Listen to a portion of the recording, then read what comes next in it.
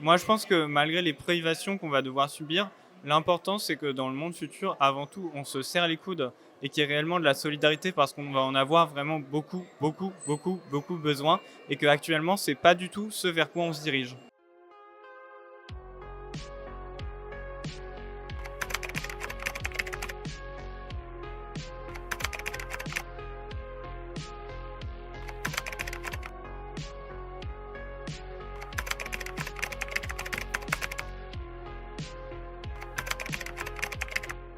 Bonjour Ismaël, est-ce que tu peux te présenter, me dire qui tu es?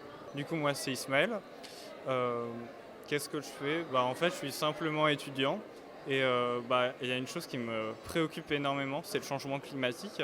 Je pense que c'est un défi qui est énorme et personnellement, je suis vraiment inquiet pour mon futur.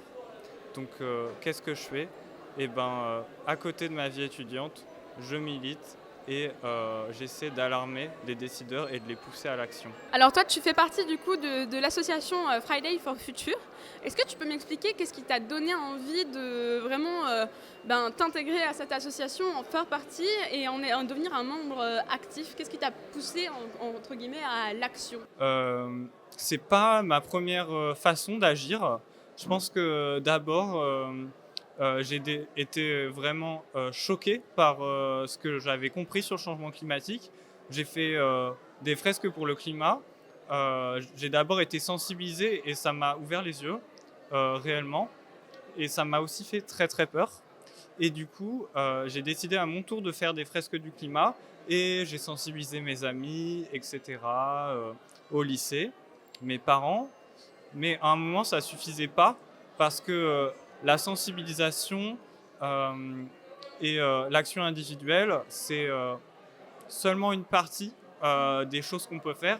Et j'avais besoin de plus m'engager et de m'engager dans un territoire qui soit plus collectif et de toucher des solutions qui soient collectives.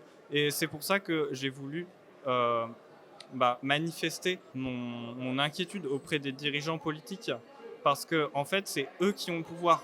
Ils peuvent tout faire en un claquement de doigts. Ils auraient le pouvoir de sauver en fait le climat tellement facilement. Voilà pourquoi je me suis engagé. Qu'est-ce qui serait ton plus grand rêve pour l'avenir de cette planète?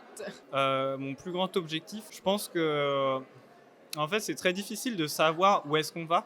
Euh, Aujourd'hui, il y avait plein de scientifiques qui ont parlé et en fait, l'état des connaissances, on sait vers où on va, mais par contre, on ne sait pas à quel point ça va être grave. Forcément, il va y avoir des problèmes. Forcément, on va devoir réduire notre confort, subir des privations.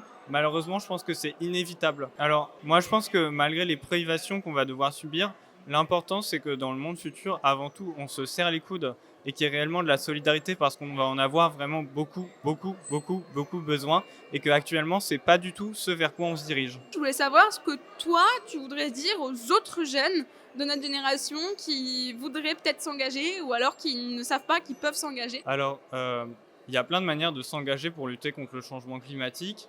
Euh, Évidemment, il y a l'échelle individuelle, donc il y a plein de choses qu'on peut faire. Les éco-gestes, c'est génial. Bon, s'il y en a un que vous devez retenir, c'est arrêter de manger de la viande.